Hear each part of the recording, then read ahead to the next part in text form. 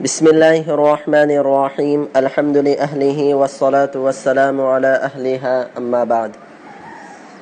المقصد الثاني في المنسوبات.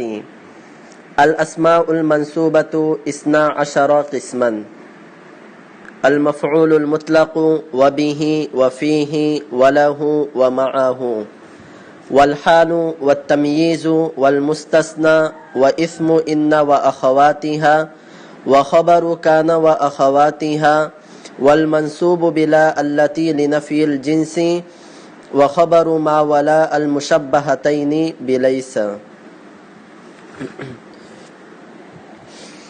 مصنف رحمہ اللہ مرفوعات کی بحث سے فارغ ہونے کے بعد اب یہاں سے منصوبات کو ذکر فرما رہے ہیں. تو سب سے پہلے فرمایا منصوبات کی 12 قسمیں ہیں. نمبر 1 مفعول مطلق، نمبر 2 مفعول به، نمبر 3 مفعول فیہ، نمبر 4 مفعول لہ، نمبر 5 مفعول معہ، نمبر 6 حال، نمبر 7 تمیز، نمبر 8 مستثنی، نمبر 9 ان اور اس کے اخوات کا اسم، نمبر 10 کان اور اس کے اخوات کی خبر، نمبر 11 لا نفی جنس کا اسم، نمبر 12 ما اور لا مشابہ لیس کی خبر. اب یہاں سے ہر ایک کی تشریح مصنف رحمہ اللہ آگے شروع کر رہے ہیں. تو سب سے پہلے مصنف رحمہ اللہ یہاں پر مفعول مطلق کی تعریف اور اسی طرح مفعول مطلق کی قسمیں بیان کر رہے ہیں. فصل: المفعول المطلق وهو مصدر بمعنى فعل مذكور قبله ويذكر للتأكيد كضربت ضربا أو لبيان النوع نحو جلست جلسة القارئ أو لبيان العدد كجلست جلسة أو جلستين أو جلسات. مصنف رحمہ اللہ نے سب سے پہلے مفعول مطلق کی یہاں پر تعریف کی ہے. وَهُوَ مَصْدَرٌ بِمَعْنَى فِعْلٍ مَذْكُورٍ قَبْلَهُ. مفعول مطلق وہ مصدر ہے جو ایسے فعل کے ہم معنی ہو، بمعنی فعل جو ایسے فعل کے ہم معنی ہو، مذکور قبلہ جو فعل اس سے پہلے مذکور ہے، یعنی مفعول مطلق سے پہلے جو فعل آیا ہے مفعول مطلق اسی فعل کا ہم معنی ہو. اب آگے بیان کر رہے ہیں مفعول مطلق کی قسمیں. وَيُذْكَرُ لِلتَّأْكِيدِ كَضَرَبْتُ ضَرْبًا. کبھی مفعول مطلق تاکید کے لیے ذکر کیا جاتا ہے، تاکید کے لیے بیان کیا جاتا ہے. كَضَرَبْتُ ضَرْبًا جیسے میں نے مار ماری. تو یہاں پر دیکھیے ضربت کہنے سے بات پوری ہو رہی تھی، میں نے مارا، لیکن تاکید کے لیے ضربن بڑھا دیا گیا. تو یہاں پر ضربت ضربن یہاں پر مفعول مطلق تاکید کے لیے آیا ہے. تو یہاں پر دیکھ سکتے ہیں تعریف کے اعتبار سے بھی کہ ضربن یہ مفعول مطلق ہے جو اس فعل کے ہم معنی ہیں جو اس سے پہلے بیان کیا گیا ہے. یعنی ضربن مفعول مطلق سے پہلے ضربت فعل بیان کیا گیا ہے، ذکر کیا گیا ہے، یہ ضربن اسی فعل کا ہم معنی ہے. کبھی مفعول مطلق نوعیت کے بیان کے لیے، کیفیت ہیئت کو بیان کرنے کے لیے ہوتا ہے. جیسے جلست جلسۃ القاری، میں قاری کی نشست بیٹھا، یعنی جس طرح قاری بیٹھا ہے اسی طرح اس کی نشست میں بیٹھا. تو یہاں پر دیکھیے یہاں پر مفعول مطلق اس مثال میں بیان نوع کے لیے ہے، کیفیت اور نوعیت کو بیان کرنے کے لیے آیا ہے.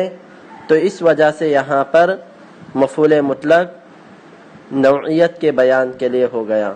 تیسرا اولی بیان العدد، کبھی مفعول مطلق عدد بیان کرنے کے لیے لایا جاتا ہے. جیسے جلست جلستن بیٹھا ہوں میں ایک مرتبہ بیٹھنا، او جلستین یا 2 مرتبہ بیٹھنا، او جلساتن یا کئی مرتبہ بیٹھنا.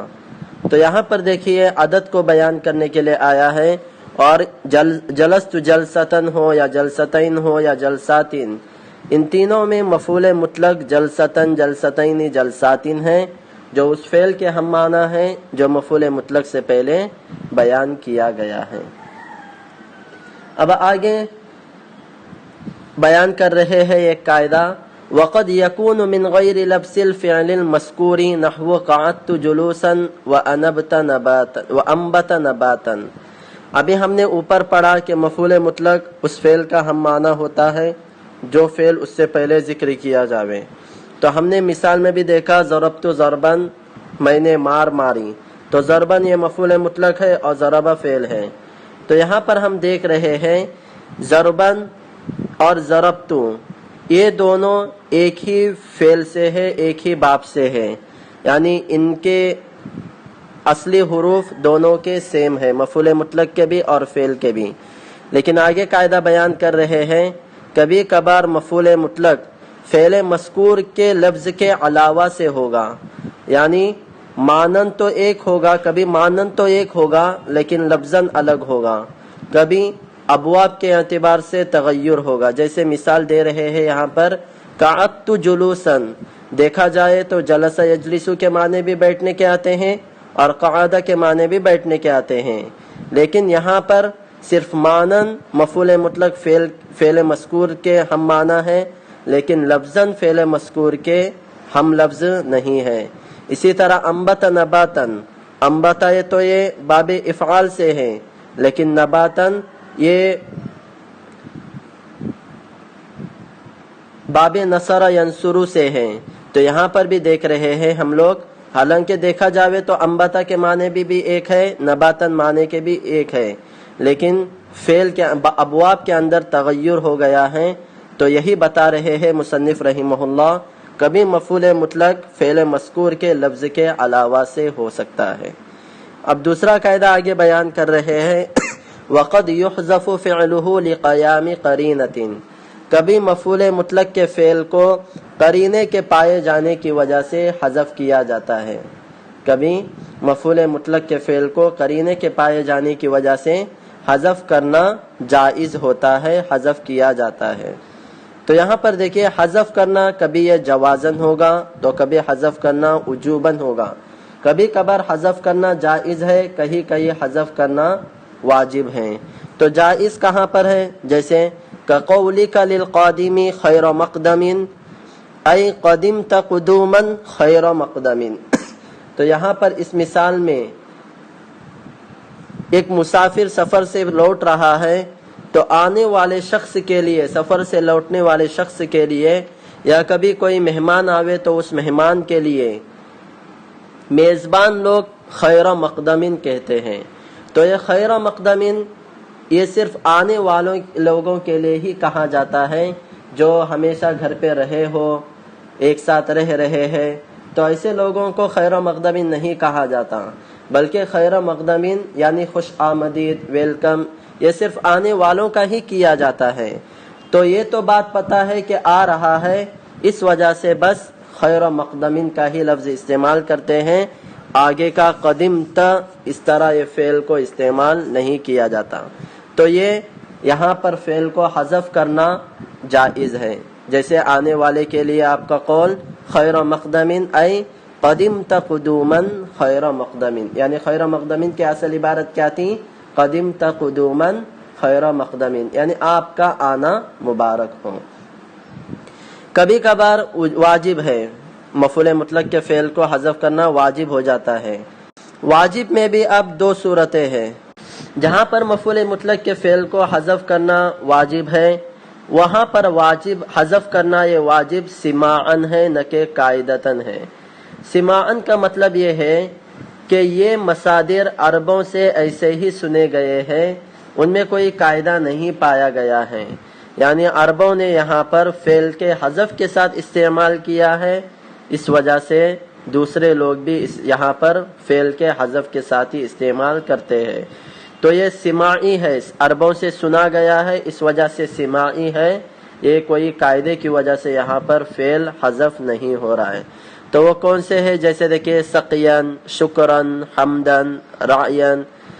سقین کا مطلب ہوتا ہے سقاک اللہ سقین، شکرن کا مطلب ہوتا ہے شکرتک شکرن، اور حمدن کا مطلب ہوتا ہے حمدتک حمدن، اور رعین کا مطلب ہوتا ہے رعاک اللہ رعین۔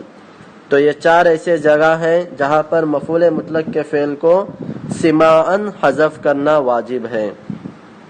تو بات آئی کہ کبھی مفعول مطلق کے فعل کو قرینہ پائے جانے کی وجہ سے حذف کرنا جائز ہے، کبھی واجب ہے۔